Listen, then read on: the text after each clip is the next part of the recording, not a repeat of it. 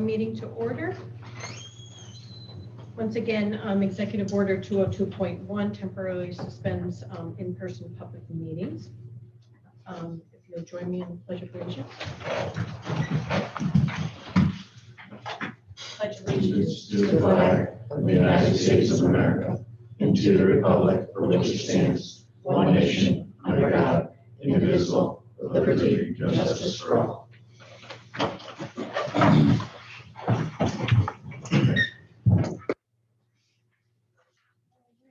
We have approval of the minutes from September 8th.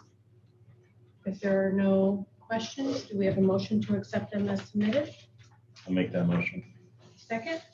Second. All in favor? Aye. Opposed? And the approval from the meeting of September 15th. There are no questions on them. Do we have a motion to accept them as submitted? I'll make the motion. Second? All in favor? Aye. Opposed?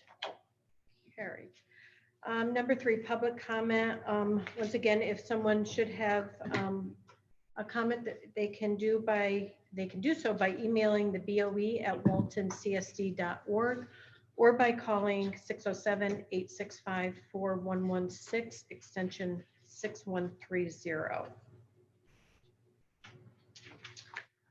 And we are up to discussion items. We have the retreat date.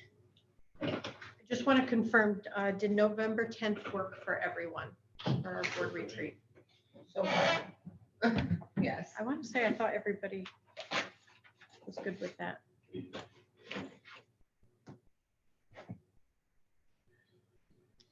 And this would be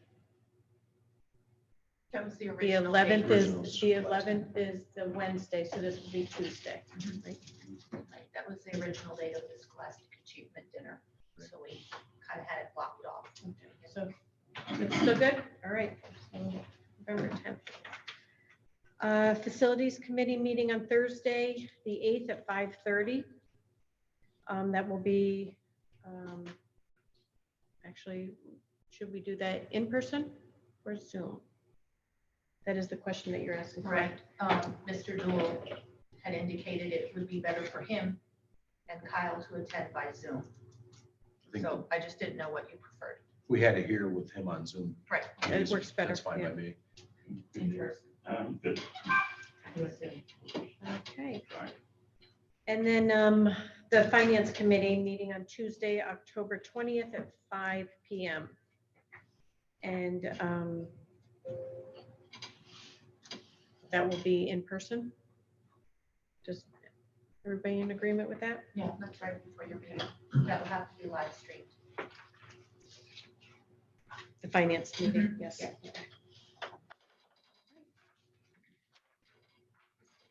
On discussion items, correspondence, there are none at this We time, do not correct? have any. Okay. We are going to have a presentation on our audit by Zoom from our independent auditor. Can everyone hear me okay? Yes. All right, my name is Christian Giardino with Dark Angelo Company. I've been the engagement manager on the audit at Walton Central School District for the last few years. We go over a few items. Everyone should have received 5 total items. 1 letter, which is a required communication with Board of Education for the district's financial statements, and then also the district's financial statements. And then for extra classroom, you should have received 2 letters along with the extra classroom financial statements. I'm going to talk about the district letter and financial statements first. As far as the letter, the required communication with Board of Education, the most important thing to point out is on page 3. There's a schedule of audit findings and recommendations. As of June 30th, 2020, the general fund of the school district had an unassigned fund balance of $1,439,115, which represents 6.7% of the subsequent year's budget. New York State's real property tax law limits the amount of undesignated fund balance to 4% of the subsequent year's budget.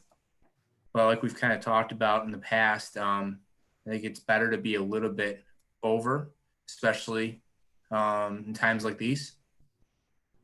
Next, I'm going to talk about the district's financial statements. On page 1, we have the independent auditor's report.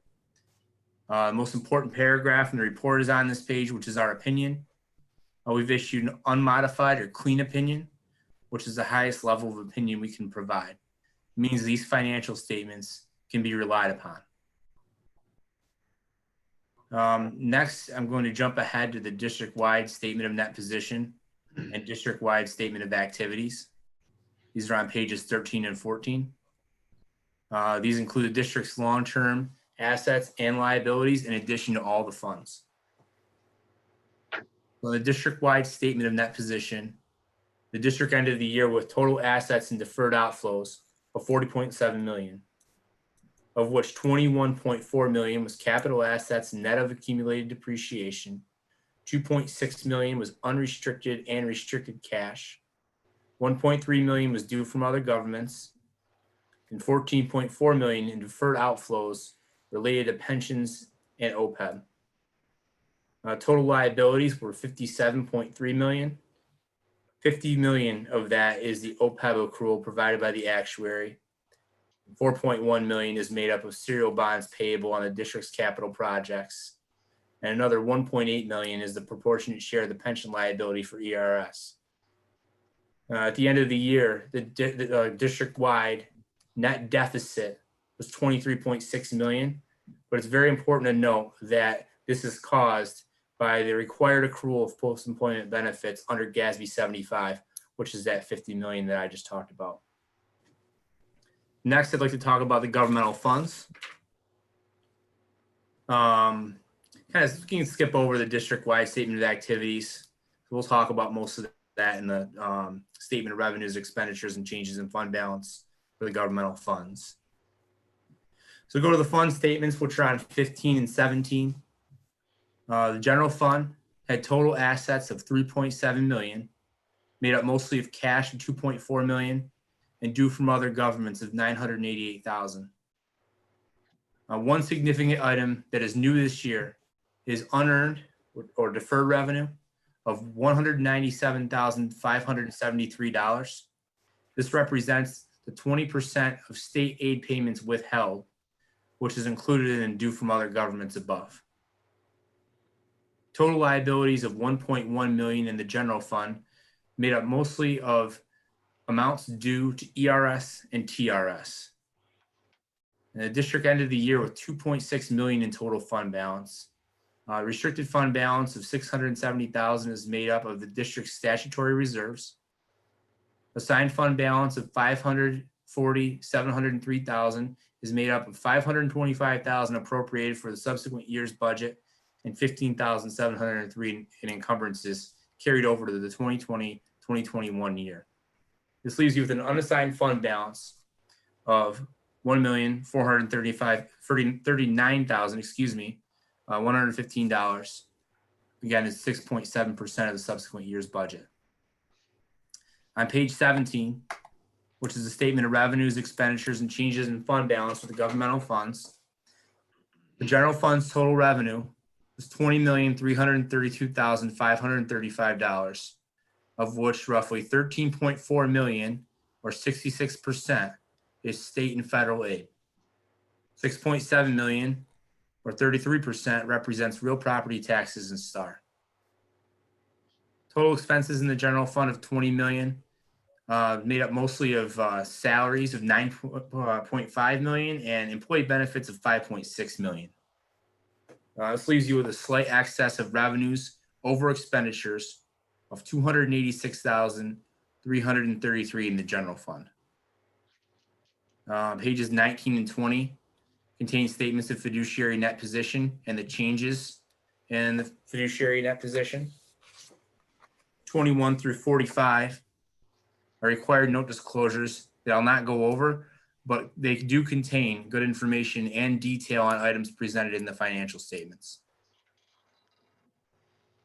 Page 46 represents a schedule of general fund revenues and expenditures, budget to actual. The district's total budget for revenues was $21,028,834, Actual revenues received were $20,332,535. So those are under budget by $696,299. Total expenditures budgeted were $21,798,636. Actual expenditures and encumbrances were $20,061,905, leaving you with a budget to actual difference of $1,736,731. So if you take that 1.7 million, then the 700,000 you're short in revenues, and then the other 761 that was appropriated from last year, roughly gets you back to the 286,333 excess of revenues over expenditures. Next on page 50, we have a required schedule from SED that shows changes from adopted to final budget, as well as the calculation of your unassigned fund balance percentage in accordance with real property tax law. Page 53, there's a required report on internal control in accordance with governmental auditing standards. We are required to gain an understanding of the district's controls over financial reporting and test the effectiveness of those controls. There were no significant deficiencies or material weaknesses for the current year. However, there was a status of prior year finding for the uniform guidance that has now been implemented by the district. On page 57, we have a schedule of total federal awards, approximately 1.4 million, of which 485,000 was from the Department of Agriculture and 908,000 was from the U.S. Department of Education. Unless there are any questions, I can switch over to the extra classroom items. We just had our audit committee, so we have heard this, but if any other board members do have any questions on what you reviewed. No, we're okay, Chris. Okay. Good, sorry. All right, moving on to the extra classroom. The first letter is essentially the same thing that we issued for the district financial statements. He says we had no difficulties or disagreements, and we were able to issue an opinion. The second letter, this discusses areas in need of improvement, which has unchanged from last year.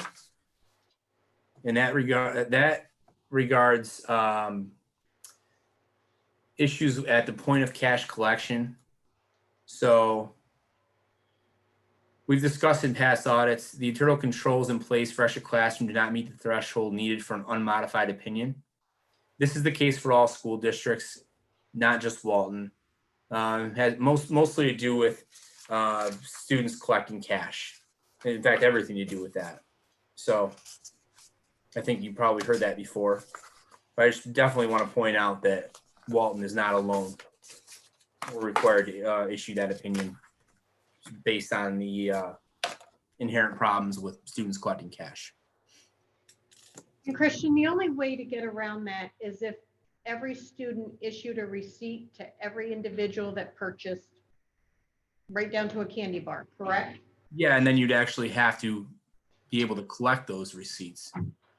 So I mean, you'd have to have a copy, I think, on hand. So they would have to issue one, and then they'd have to have, you know, their carbon copy or a copy of that, you know, pre-numbered cash receipts. Otherwise, you have no idea if any cash was collected and wasn't remitted. I mean, you might get close, but I don't think there's anything stopping some of that to disappear. I mean, I don't want to say, I don't want to say that it's not trustworthy. It's just something we can't. The internal controls just do not meet the threshold for us to issue an unmodified opinion on that.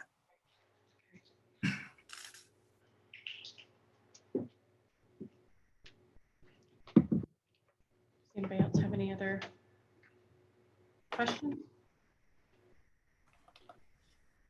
Like right offhand, and if you don't know, this is fine, but how much money was withheld so far this budget year? It's 100. None. Yeah, the 197 was related to the 1920 year. We've only gotten, there's been 2 payments in September. One went straight to TRS and one was at the end of September, and there was not funds withheld from those. Okay, The lawsuit kind of changed the direction. It would have been a 200 and some thousand Right. hit for us. But when the lawsuit hit within 24 hours, they released everything for the month of September. So far, so good. And they still have the CARES Act that they pulled, the 500 and some thousand that was given in the first round of stimulus that they pulled as a reduction as well. But it will be an issue in the spring. right, and yeah, and we don't know what else is gonna be Correct. withheld, so having 6.7% of the fund balance for this year is a good thing for most districts. Right. We still have what, a $2.3 million risk Yes, for the year. yeah, we've received no communication to say whether or not 20% will be withheld. It's still out there as, you know, we can withhold up to 20%. So we're still preparing and taking steps to decrease expenditures and not make not spend funds that aren't necessary. The 2.3 million represents from September forward, the liability risk. 20% of the state aid minus the September payments already received. It was 2.4 something, almost 2.5, I believe, to begin with. Am I right? I think of my numbers. I don't remember the number. Approximate. Off the top of my head, but yes. But it's over, it's still, wait, it's over 2 million. And our plan, I'll just mention now since we're on the Right. topic, next meeting in the finance committee, an overview of kind of the plan that we've laid out in different issues, and then an executive session down to specific details. So I'll take that off my notes for later. All right, so no further questions? Thank you very much. Thank you. Thank you, Christian. You're welcome. All right, additions to the agenda. We do not have an addition, but we do have a request to rescind a resignation that was submitted. Consent agenda item 8E, and that is from Wendy Kilmer. So our recommendation is that we revise item 8E and remove Mrs. Kilmer's resignation. All right. Okay, so within our consent agenda, we have declared surplus, and this is of the field hockey goals. We have personnel resignation, Jane O'Shea. We have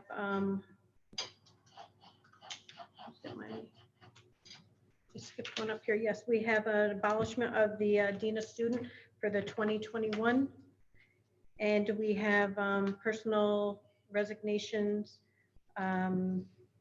Jacqueline Goodstall, long-term substitute teacher, Taylor Arnold, freshman class advisor, and Jennifer Alessi, part-time school monitor.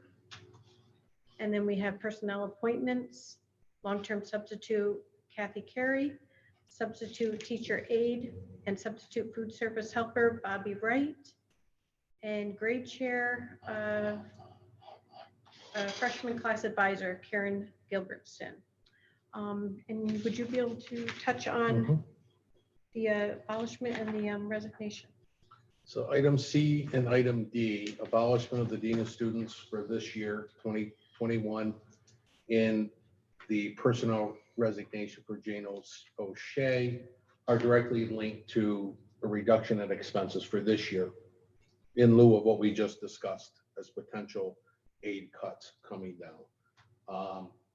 Two positions that they have the least level of impact in our current situation. Dean of Students wise, we have 50% of the capacity on our campus. And the other position, as far as the director goes, will reorg and divide up the tasks, most of which will come to me, and we will go forward as cost saving measures. So we appreciate all the work that both of those individuals. The Dean of Students position will, it's a teacher on special assignment, so that will end. The teacher will go back into this teaching assignment. So he Ryan is still with us, but he will be teaching art. Okay. If there's no questions. Is there, we can look at that, revisit that again, and obviously in the future as we go down. Also, I know that you mentioned the dean of students. What about the curriculum coordinator? Do you think that will continue to just share it amongst, or we won't know at this time? I do not forecast that coming back. Okay, thank you. No further questions. Do we have a motion to accept the consent agenda? Second, Second. all in favor? Aye. Opposed? Carried. All right, new business. We have donations that were received. 250 masks, face masks from Joanne Pomeroy to the Townsend Elementary School. $80 from Zotis to the Walton FFA chapter. $30 from Rachel Couture to the AVP program in memory of Florence McNeil. $50 from David Weissend and Francis Hogue to the AVP program in memory of Florence McNeil. And 8 youth basketball gloves from Anthony Contello to the physical education department at Townsend Elementary School. Do we have a motion to accept those donations? I'll move it. Second, I'll second. all in favor? Aye. Opposed? Carried. Very nice donations. We are up to 9B, accept the independent auditor's report. We have a motion. I'll move it. I'll second. All in favor? Aye. Opposed? Carried. And 9C, adopt the section 125 plan. And this was on a recommendation. We couldn't find the original plan that we had adopted, so we are just going to adopt it for, just safety measures, just to make sure that we do have it on file. Does anybody have any questions? I'll make the motion. Second? All in favor? Aye. Opposed? Carried. All right, we are up to administrative remarks. Who wants to go first? I'll go. I just want to give you a brief update on where we stand with our intramurals and off-season conditioning programs. We did start on Monday of this week with intramurals for field hockey and soccer. Today, football was out there for middle school and high school doing their off-season conditioning. A lot of smiles on the faces of the kids to be out there and be doing something and to be with their coaches and teammates and things like that. Where all students 6 through 12 can participate on the day in which they are in session. So we're keeping our cohorts the same. They are required to fill out their COVID questionnaires before they come to school, so that ensures that those are already done by the time they get to after school. We have our coaches following certain COVID protocols as well, just to keep kids distance when possible, make sure there's no sharing of water bottles, equipment, things like that. So we had good signups, and I think we're only 2 days in, and not everybody has had the chance yet because they're not in session yet. But I'm very optimistic, and we're off to a good start as far as that goes. So very, very pleased that we're offering that for the kids, and like I said, they're just thrilled to be out there. And an important, and I don't think we can repeat this enough for our community to know, the reason why it's intramurals for soccer and field hockey and off-season conditioning for football and volleyball, and then eventually basketball, things of that nature, is because that's what the guidelines are that we have been given. That was not a choice. The decision was made by Walton School District. That was the decision that was made by DOH and the New York State Athletic Association. Mhm. So you'll see it very similar in all districts most districts as they roll that out. So I just wanted to make sure. I don't think we can say that enough. Yeah. So people understand that we're not making those decisions. We're playing within the guidelines given to us. Yeah. Tracy? Everyone's seen the paper that I put in there, but the big thing I want to say is the school opening has just been overwhelmingly successful, as I said on there, with the drivers, with the monitors, with the kids. I mean, it's just worked out, knock on wood, so well so far. Things have just worked out good. The kids have been good with their masks on the buses. There's a few we have to work with, but that's understandable. But the drivers, again, no matter what we throw at them, and it keeps continually moving, just no quorums, and they just do what they need to do. It's really been a really good opening. Dismissal, bus times at dismissal, that's always our quirk at the end of the day, trying to figure out who's going where and, and what bus they're going to. And that's what we always have a problem with our current procedure and everybody going to one place for the whole week. It's just worked out so well. I mean, we can get right out of Townsend, we're over here, and then they can get done and we're right out. And with the number of kids down a little bit over here, it helps. But the elementary kid numbers are pretty close to the same, because a lot of the buses still have quite a few kids. But it's been working out well, and it's done good. Patty Wood isn't pulling her hair out at the end of the day trying to figure out where this kid's supposed to go on this day and into whose house. So we did our first emergency drills of the year. We had to do it on 2 different days so we can catch everybody. Everything went well there. There really wasn't much we could do. SED, pretty much restricted us. We usually go out the back door and help everyone out. We pretty much just went over the information and everyone got off the regular step. But we went through that. We have to do it for that. We have to do it for our BOCES bus and our special ed buses. Everyone has to be done on the 2 days, because they all had different kids, different days. So. Again, on there, like I said, the students have just done phenomenal on the buses. They, like I said, I just can't even give them enough credit, because they come out with their masks, and they 99.9% of them keep them on, and they come off with them. And once in a while you see them, getting them dropped down here, and so they see what they're doing, they pull it back up. But it's really been good. Cleaning of the buses, we do the buses every day when they get back after the first run. We do them every day when they get back after the second runs. The BOCES driver, when they have time in between, when they get here in the afternoon, they go to the elementary school to wait. They will do a wipe down there also while they're waiting for our afternoon dismissal. But the bus garage up too, of course, we go through the whole building every day at the end of the day also with that. But that's really about all I have. Everyone's just, it's just unbelievable, how they've come together here, because it just, I would have never thought. I would figure it'd be around every corner there'd be a roadblock, but it's really worked out well. Are we still delivering food to those kids virtual, or? Yes. Yeah, okay. We do it every Wednesday. Every Wednesday. Every Wednesday we give them for the full week. Well, thank you.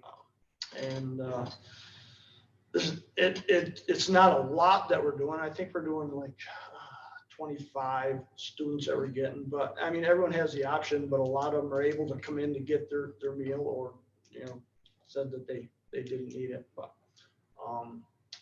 yeah, this week's gonna be a little quirky because of the holidays. So we're not giving out 5 meals. I think we're giving out 3 because of the 2 days that we aren't in session. So on Wednesdays, we give out the 5 meals that day. Okay. 5 breakfast, 5 lunch. Thank you. How are you doing numbers wise for drivers, and how is like the new driver training? Is there any new prospects? I have prospects. The problem is getting them into DMV. That's the kicker. Our NIAP is pushing and pushing and pushing on them to be able to get them in. They're doing it by appointments, but they're not going quick enough. Right now, for someone to get in to even try to get a CDL test to get their permit, they're saying 3 to 4 months. It's just crazy. I have names, I have them, I have the stuff, and I do the preemption stuff that I can do. Like I said, I don't have a lot, I got a couple, but they just can't get in to do their end until DMV allows them in. Thank you. Okay, capital outlay project is coming along very well. It's actually ahead of schedule right now. On Thursday, when we have our facilities committee meeting, I'd like to just take 10 minutes and walk everybody down, because I believe the tile and all the code-based molding will all be done. I think it'll be things maybe about wrapped up on Thursday. So I'd just like everybody to take a look at that. And things are going real well there. Upstate has been a blessing to work with. Asbestos abatement contractors they were great. The tile company is great. And so everything has went along real well there. We did a lot of the painting. We still have some touch-up painting and stuff to do, but that's done within my staff, and we actually had to paint left over in storage that we used for that. So it wasn't much of a cost to the district. The only thing that with remodeling like that, it requires those 2 small storage rooms that both have smoke detectors in them. And that may be the holdup right now, because we're waiting for Johnson Controls to come through with the smoke detectors and everything. But I texted Rick Shaw the other day, and he does not have to come back to reinspect to reoccupy that area, so we're all set. And if those 2 tiny rooms didn't have the smoke detectors on, they'd just be locked. That would be it with that. As far as our disinfecting and cleaning goes, everything's going very well. It's actually going better than what I thought it may. Everybody do their jobs. Actually, it was a pretty simple thing to do. It just takes a lot of time, and there's a lot of steps to it, but everybody seemed to catch on in a hurry, and we're getting that taken care of in good shape. We do have a new product that we use QT3 right now. This bottle in here of that. And that was a 3-minute dwell time. And QTTB, it's in that same family. It actually come out on September 9th with a 60-second kill rate of COVID, and dwell to kill COVID. So we're starting to work that in some. I'm not going to use that night. We're just going to let the night custodians keep using QT3, because by the time you spray a room down, you get back to the front, it's been 3 or 4 minutes anyway, or 5 minutes. So the QTTB, the 60-second one, we'll use that more during the day in an emergency in the nurse's office and stuff like that. And as far as our supplies go, we're in real good shape with supplies. I tried to keep at least a 90-day ahead on supplies, and I think we're well over that. I think somebody asked me about these masks, disposable masks, the other day, and I told them there was 9,000 or 10,000 down there. I actually miscounted. There was like 12,000. So we're in good shape there. The cloth mask, we have lots of adult, and Meg just got another order in, I think 1,000 on Meg, of the youth mask that came in, I don't know, a few days ago. So we're in good shape there. The N95s, we're in good shape with them. The roof leaks, we finished up the best to the best of our knowledge. The middle school roof is, that's, as everybody knows, that's on year 30 right now, and it's 10 years out of warranty. I think we may have it. It's not a long-term thing. It's a Band-Aid, and hopefully everything will work out in a couple of years where we can replace that roof or do something with it or recoat it. The only leak we have right now is We got it down to a small leak and B223. It's the computer lab. Is that the computer lab rep 223 206 and 202. over in the B wing? Oh, doing, yes. Yes. Yeah, okay, and we got that. That was an air conditioning unit that I don't know how many times the contractor's been there and they couldn't figure out what it was. And I just went up there one day and several days and just searched around. I found that the wind or something just twisted it a little bit. And I think we may have it. And I guess that's about it. Any questions? I do, but this may be for Mr. McDonald. Did we get any before pictures of what we've done with the room for this project and after pictures? We have some. Yeah, Okay, we have that we'll some. be able to put out there to see, because I think the difference out there would be nice, but Yep. it's not a room everybody sees every Right. often, so that was my only question. Thank you. Yeah. For the music room you're talking Yeah. about, yes, yes. And speaking of, if I could just add a couple things, the music room, depending on, and I think I've said this before, but depending on what happens with athletics, if the gym needs to be utilized, the second half of that gym, girls' side of the gym right now is staged for lunch in the day, during the day. Music 12 feet apart, they have to use the auditorium. So we're not going to put any furniture back in that music suite until we find out what's going on mid-year. We're not gonna put the risers in, or everything's stored, everything's safe in the tech room. And then we'll decide whether or not we have to reposition that lunch into those two rooms. So basically take the desk from the gym, put them there, supervise it and use it. But that's, right now, that's a gap. If winter athletics occurs, we have a problem with lunch. So we need a location. The timing of this was perfect. We've got two very nice spaces with brand new floors that we can put desks in and work it. I think it would be nice to see it from before to a little modern version of what it is now. Oh, absolutely. Yes. And it's very nice. I went down before this meeting.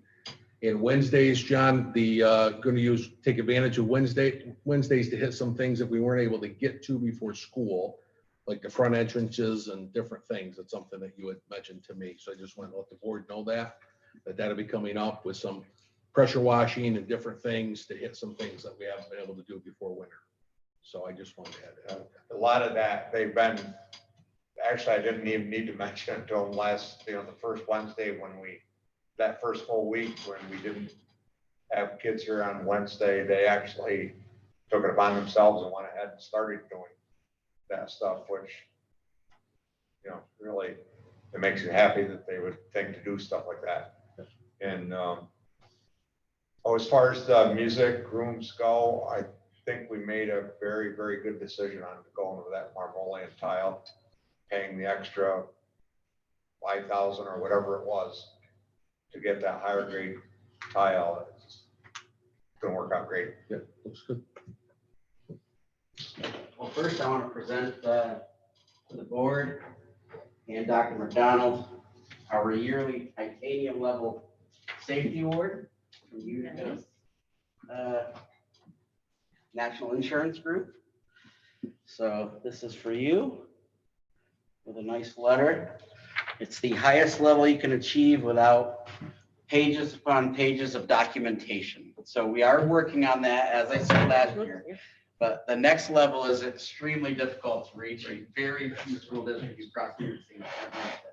It is our goal. So I want to let you know that we are trying. What's about titanium? Excuse me? What's about titanium? I'll be honest, I don't even know, so don't tease me.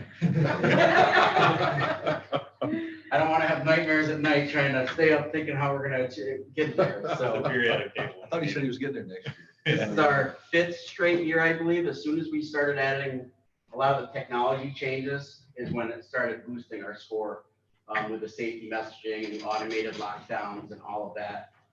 Mark Lamerl was here and started that. So that started boosting us to this level, and we've maintained it from that point on. Technology wise, last time I was here, I think you guys heard me speak about ClassLink, a software for single sign-on. It allows kindergartners through 2nd grade to log into their Chromebooks with a QR code, which has been extremely successful. 3rd through 12th log in normally, but it still brings up immediately brings up ClassLink into that dashboard. It's just been, I can't even express how it solves so many issues and so many tech calls that it's been priceless. Another part of that program though that I didn't really talk about, it's called a rostering server. So for every software that we have, like iReady and Seesaw, and we have like 12 of them. Every year in September, August, September, Gayla and I would have to put together, I can't even tell you how much data. So we'd have to export student information. We'd have to format it correctly and try about 20 imports until we finally get the formatting right. And that would be for one program. And we'd have to do that for every single different program because the formatting is different on all. So this rostering server, while we added it mid-August, has really helped. It was a pain at first, but you spend a day or two figuring out the format. You add the format to that app, say Seesaw, and then once it's going, every night, if there's a new student added, it automatically adds it to the app. So once you get that sync going, we don't have to do these Excel sheets anymore, these CSV files. So this year, it was brutal, but next year, it's automated for us. So the countless hours that say Gayla or myself spent on this, we no longer have to spend, which then opens up that time for us to do a little more important work than crunching data and creating CSV files. So you guys don't see that, but we recognize next year, like the work that we put in for a month moving forward is really going to help. I could get hit by a bus today, and next year, all these programs are still going to work. So, and I think that's important. Let's say a car, because a bus wouldn't do that. Well, Tracy's safety boards. Another thing, you put a lot of pressure, or not pressure, expectations on our teachers. So everything we're doing, we're trying to make it easy for them, such as ClassLink, which was Mrs. Wood's idea, actually. So currently, the majority of our teachers use Google Classroom. In Google Classroom, there's an actual grade book. So they give grades to these students. Normally, they then have to do it a second time and add them to School Tool, which are student information system. So apparently there was a way to integrate both. We found out from another school district. So we spent the time, it took about a week, but now there's a button inside of School Tool with a big Google symbol where all you do is click that button and it magically brings the grades over from Google right into School Tool. So again, what a time saver and how much easier it makes it for teachers because they already have enough on their plate learning about all the new technology that we've thrown at them, hybrid remote learning, like we've thrown a lot at them and they're doing fantastic. So the more things like that that we can do to make their job easier, I think we have to just keep doing it. One big concern of you guys and everyone here was web filtering and filtering these Chromebooks when they're off-site. So we went with a company named Impero, where we can actually monitor these Chromebooks 24/7 and see everything that they're doing. However, it's a monitoring program. So what this does is it allows them to not go to sites that we don't want. We also have a filtering system, but it monitors and catches phrases, and then we get warnings and emails, and then that allows our dean of students or whoever's going to be performing that role from here on out. Reach out to that student and parents and actually have a conversation. And then hopefully that resolves the behavior that prompted the monitoring warning, and we can move forward. So between the monitoring and the web filtering we feel where these Chromebooks are very secure and they're performing the way we expect them to be off-site, which was very important. Besides that, we're providing a lot of remote support, which we probably handled more remote support in 3 weeks than we did all of last year. And that's a good thing because it means that we're forcing them to use the devices and we have expectations. They're on every day. They have a schedule to meet and they have no issues reaching out to us. We log right into that Chromebook and we help resolve the issue. So things are going good. I agree with Tracy. I can't believe how well everything came together. And we don't want to jinx it, but things are going extremely well here, and the schedule is one of the biggest things. And now we're circling back and coordinating and scheduling parent nights for instructional technology support. So we're going to be be doing that for parent guardians at Good. with each building. So that'll be happening, what, the next 2 weeks, I believe? Our goal is middle of October, we'll either have 2 sessions during one night, or we'll have a Monday and Wednesday. It's gonna be an hour and a half for Townsend and an hour and a half for middle school, high school parents to log in, and David Potter, our instructional technology coordinator, will be doing those. Very. And then we'll keep assessing. And if Right. we need to do more or different targeted, we'll just continue this cycle throughout the year and just keep gaining people's confidence and gaining their abilities and go from there. Because as we know, in some cases, it's grandma and grandpa who are providing the oversight as mom and dad are at work. Mhm. So we want to make sure that we give multiple opportunities for anybody who needs it. So thank you for that, Rick. Thank you. I think I added majority of all my Okay. comments here. I'll just say one quick thing Sure. from NISCUS, the last 2 days, excellent conference. Interesting to hear the commissioner, who was the Chancellor of Board of Regents, who has now moved in, our current commissioner, interim commissioner, I think it's 4th in 2 years. They've got a vision right now, which is hopefully they can get there, of moving the state from a testing focused state for literally for accountability to an assessment of learning state. So they're hoping to get things shifted and adjusted, starting with Regents exams, whether it'll be take advantage of this lull and make that shift and adjustment, I don't know. But right now, what we should know, and Justin, you'll be glad to hear this, by the end of this month, we're supposed to know what's going on with this year's Regents exams. And then 3.8, of course, that's up to the federal government. That's ESSA accountability. That's pure accountability.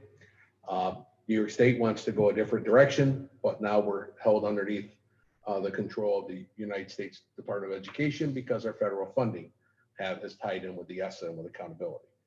The federal government has said they are not going to do any waivers. You're going to test this year. You're going to do it normal. How they think that's going to happen, I really don't know.